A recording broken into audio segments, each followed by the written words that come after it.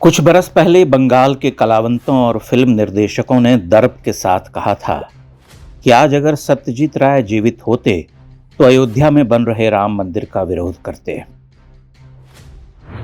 सत्यजीत राय सच्चे सेक्युलर थे। बांग्लादेश में सत्यजीत राय का पैतृक घर ध्वस्त कर दिया गया। भारत सरकार के आग्रह अपील के बावजूद उसकी ईंट से ईंट बजा दी गई। सरकार ने उसका जीर्णोद्धार कर उसे विरासत के रूप में रखे जाने का आग्रह किया था। यह भी कहा था कि घर भारत बांग्लादेश की साझी विरासत का उदाहरण होगा, पर यूनुस की सरकार अड़ गई। पिछले पुराने अनुभवों से स्पष्ट है कि इस ध्वंस के बाद भी बंगाल के भद्रलोक की अकड़न नहीं गई होगी और वे आज भी उसी अहंकार के साथ मान रहे होंगे कि ढाका में सत्यजीत राय के पैतृक निवास को तोड़े जाने की घटना का कारण संघ और भाजपा है। इस संसार में बढ़ रही सांप्रदायिकता के मूल में संघ और मोदी की वैचारिकी है। पश्चिम बंगाल से बांग्लादेश, पाकिस्तान, अफगानिस्तान, यूरोप और संपूर्ण विश्व में कैंसर की तरफ फैल रही यह संकीर्ण मानसिकता मोदी और संघियों की ही तो देन है। हम सत्यजीत राय के बड़े प्रशंसक हैं। हम मानते हैं कि भारतीय सिने संसार में वैसा फिल्मकार दूसरा नहीं हुआ, लेकिन राय की दिवंगत आत्मा समेत सभी बंगालियों को अभी हम मान लेना चाहिए कि वे चूक गए हैं। स्वयं राय ने घरे बायरे फिल्म में सांप्रदायिकता के विषय पर जो बीच का समझौतावादी रास्ता चुना था वह पलायनवादी था, ईमानदार तो कभी नहीं था। इन्हीं कारणों से वे अपनी परवर्ती फिल्मों में कमजोर दिखाई देते हैं, क्योंकि तब किसी विचारधारा की स्थापना करते हैं, जबकि सत्यजीत राय की महानता किसी वैचारिक स्थापना में नहीं बल्कि कहन के भावनात्मक काव्यात्मक दृश्य चित्रों में है। वे महान हैं क्योंकि उन्होंने अपुत्रई, देवी, जलसाघर, चारुलता, नायक, महानगर, तीन कन्या, समाप्ति, प्रतिद्वंदी और सीमाबद्ध जैसी विलक्षण फिल्में बनाई।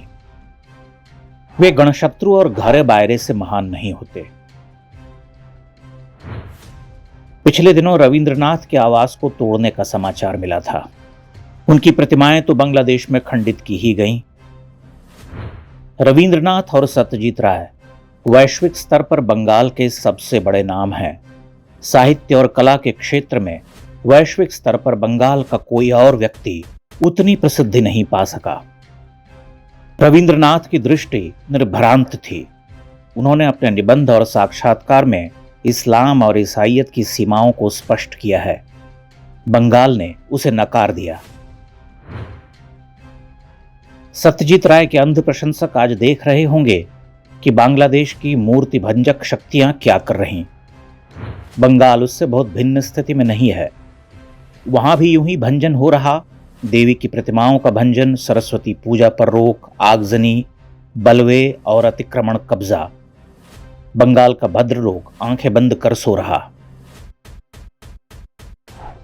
जो संकेत मिल रहे उससे यही लगता है कि बंगाली बहुत कुछ टूटते हुए देखेंगे। यह उनकी नियति है।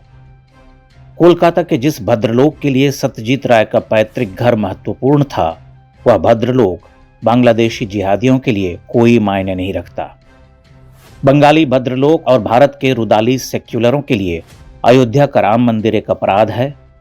हमारे लिए भारतीय सभ्यता संस्कृति के प्रतीक पुरुष राम का पवित्र जन्मस्थान, जिसे 500 वर्षों की परतंत्रता और आत्महीनता का दंश झेलना पड़ा। बंगाल का मानवतावाद वहां छाती पीटने लगता है। अब वे अपने महानायकों, कलावंतों के पुश्तैनी घर टूटते हुए देख रहे हैं। सत्यजीत राय का एक विशाल घर कोलकाता में है। वे उसी घर में रहा करते थे।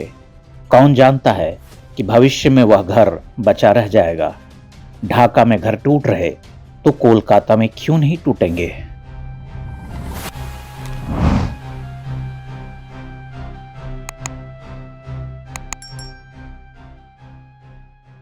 इंडेक्स ऑनलाइन के वीडियो समाज को समर्पित हैं। आप इनको डाउनलोड करके जैसे चाहे वैसे प्रयोग कर सकते हैं। चाहे तो आप हमारे टेलीग्राम चैनल से जुड़ सकते हैं। वहां सारे नए पुराने वीडियो आपको मिल जाएंगे। हमारे सोशल मीडिया लिंक हर वीडियो के डिस्क्रिप्शन में होते हैं।